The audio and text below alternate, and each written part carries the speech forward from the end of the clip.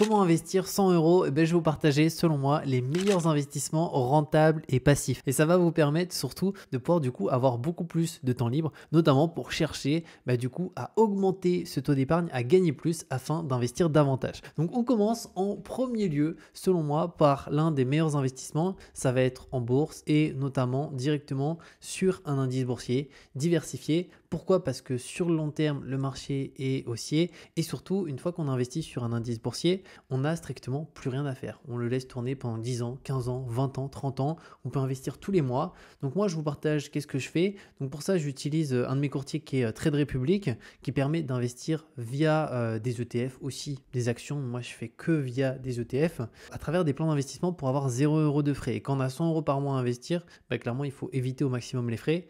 Et via Trade Republic, c'est possible, c'est 0 € par mois. Et surtout, on a la possibilité d'avoir un choix important d'ETF. Donc je vous montre sur quoi moi j'ai investi.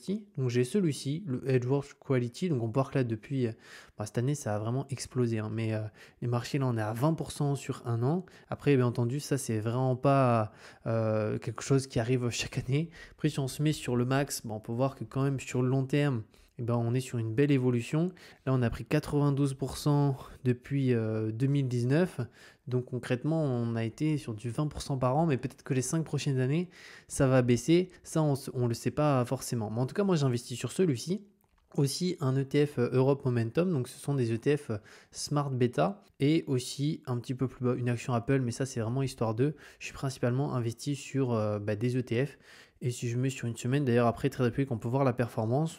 Donc là, sur le mois, ça a bien monté ce mois-ci. Voire 113 € de... Bon, après, ça bouge en temps réel, mais voilà, 113 € de plus-value latente. D'ailleurs, je vous mettrai le lien en description si vous n'avez pas un compte Trade Republic qui vous permet d'avoir une action offerte de 40 € à l'ouverture de votre compte. Et l'ouverture du compte, elle est gratuite, ça prend 2-3 minutes sur le téléphone. Et comme ça, vous avez une action offerte. Et là, on peut voir que ça bouge en temps réel. On a 122, qui sait, on va repasser à 110, à 130, etc., etc. Donc ça, c'est vraiment le premier investissement, selon moi, qui est hyper intéressant. C'est d'investir sur un ETF long terme. Comme ça, il n'y a aucune gestion, aucun arbitrage à faire si c'est un ETF assez large. Donc ça peut être du Smart Beta comme je vous ai partagé, ou sinon un ETF S&P 500, un ETF MSCI World. Clairement, c'est hyper intéressant selon moi. Maintenant, il y a le deuxième investissement que j'apprécie aussi énormément. Donc pour ça, je le mets directement sur mon écran. Alors là, vous allez voir mon écran normalement. Et c'est le crowdfunding avec principalement la plateforme que j'utilise numéro 1, c'est La Première Brique qui permet d'investir dans des projets de crowdfunding dès 1 €. Donc on peut investir 100 €, 20 €, etc. Et en fait, on a différents projets qui nous sont proposés. Moi, j'ai investi près de 15 000 € sur La Première Brique dans différents projets. Au total, on peut voir que j'ai participé à 45 projets. J'en ai 7 qui ont été remboursés. Et là, on peut voir mes remboursements que j'ai petit à petit tous les mois. L'évolution de l'encours, donc encore une fois, ça s'est fait petit à petit. Et après, là, on a des évolutions. Donc, je peux voir, moi, j'ai 0 retard concernant les projets. Donc, tous les projets, ça se passe bien. Et du coup, c'est vraiment hyper intéressant. En fait, on peut aller sur un projet. Donc là, c'est un projet qui n'est pas encore sorti pour l'exemple. Mais ici, on peut indiquer le montant qu'on souhaite investir et ensuite cliquer sur investir. Après, la particularité, c'est que sur La Première Brique, vu que c'est quand même une super plateforme, ça part extrêmement vite. Certains projets partent en 1 seconde, clairement. Donc, on ne peut pas se positionner sur tous les projets à chaque fois parce que des fois, les collectes sont trop petites par rapport au nombre d'investisseurs, mais voilà, si on se pointe à l'heure, normalement c'est possible si on a une assez bonne connexion et ça permet d'investir. Et d'ailleurs, je vous mettrai le lien en description par rapport à La Première Brique qui vous permet d'avoir 1% de rendement sur le premier investissement. Et les taux, là on peut voir qu'en moyenne on est à 12, donc on serait à 13% sur le premier investissement, ce qui est assez élevé. Et vous pouvez aussi utiliser un code bonus donc que j'ai ici et qui s'appelle ESB. Donc il suffit de taper ESB, c'est au moment de l'investissement et automatiquement ça rajoute 1,2% de rendement. Donc concrètement, vous pouvez être à du 12-13% annuel, ou même 13,5% annuel. Et le gros avantage, c'est qu'une fois qu'on a investi, en fait, il n'y a plus rien à faire. C'est juste à la fin du projet, si imaginons le projet est 12 mois, au bout de 12 mois, une fois qu'il y a le remboursement de tout simplement de l'investissement parce que le bien a été vendu, etc., on perçoit directement le montant qu'on a investi plus les intérêts. Et surtout, concernant la fiscalité, ce qui est assez intéressant, c'est que la première brique s'occupe de tout en fait. Donc, il prélève automatiquement les impôts concernant les intérêts perçus. Et donc, à ce niveau-là, en fait, on n'a rien à faire. Il n'y a pas de problème de déclarer, etc. Tout se fait automatiquement par la première brique. Donc, ça, c'est vraiment cool. Donc, la première brique, je vous recommande vraiment à 100%. C'est une plateforme qui est top. Vous pouvez aller voir les avis sur Internet et tout. Mais moi, ça fait plus de 2 ans maintenant que je les utilise à fond. Et c'est clairement une super plateforme comme ça pour diversifier une nouvelle fois ses investissements, etc. Maintenant, la troisième pour moi étape, si on a 100 euros à investir, et je trouve que c'est un investissement qui est intéressant.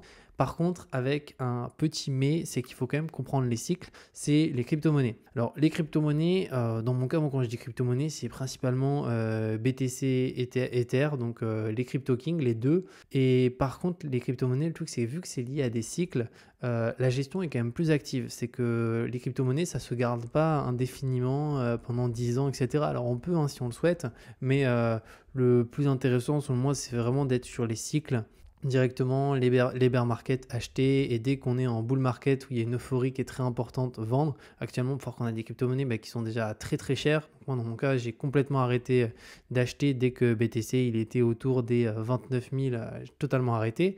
Après, ça peut redescendre, hein, bien entendu, très bas. Mais du coup, pour ça, il y a un indicateur que moi que j'aime bien utiliser, c'est le MRVZ score. Donc concrètement, si on se base encore une fois sur des données historiques, donc sur les 10 dernières années, lors des bear markets, ça a été toujours hyper intéressant d'acheter dans les zones ici vertes. C'est souvent les zones de panique où il y a des plateformes qui font faillite, où il y a plein de problèmes, plus personne ne croit aux crypto.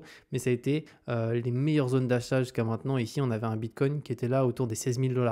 Donc actuellement, il est à quasiment 40 000.